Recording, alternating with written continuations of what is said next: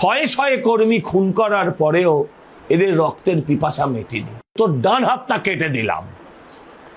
আমি যাচ্ছি তো কি হচ্ছে, হ্যাঁ, যাবার সময়ও আমি দাগ কেটে গেলাম। জাস্ট এটা রাজনৈতিক হিংসা চরিতার্থ।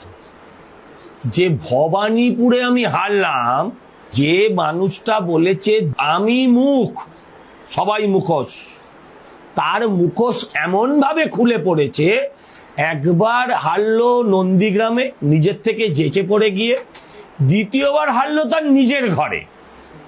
এইটাকে সহ্য করতে পারছে না, এটা সহ্য করতে পারছে না। আপনি আমায় বলুন, আপনার টিভি চ্যানেলে কিছু সংবাদ পরিবেশন হচ্ছে, কিছু মানুষের ভালো লাগছে, তাই বলে যদি আপনার ফটোগ্রাফারকে মেরে দেয়, আপনার রিপোর্টারকে মেরে দেয়, তার মানে লক্ষ্যটা হচ্ছে সংবাদ মাধ্যম।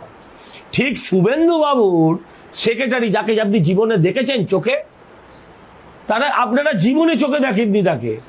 আমরা যারা একটু বেশি পলিটিক্সে ঘনিষ্ঠ তারা ছাড়া সাধারণ মানুষ তাকে চোখেও দেখেনি। অন্তরালে যে বসে কাজ করত, সব সেক্রেটারিরাই করে।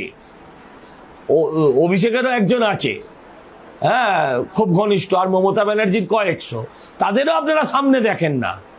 মুশকিল হচ্ছে সেই মানুষটাকে মারার অর্থ কি, যে তোর ডান হাতটা কেটে দিলাম। আমি যাচ্ছি তো কি হচ্ছে, হ্যাঁ, যাবার সময়ও আমি দাগ কেটে গেলাম।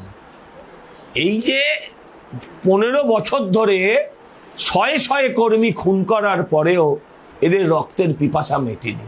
চন্দ্র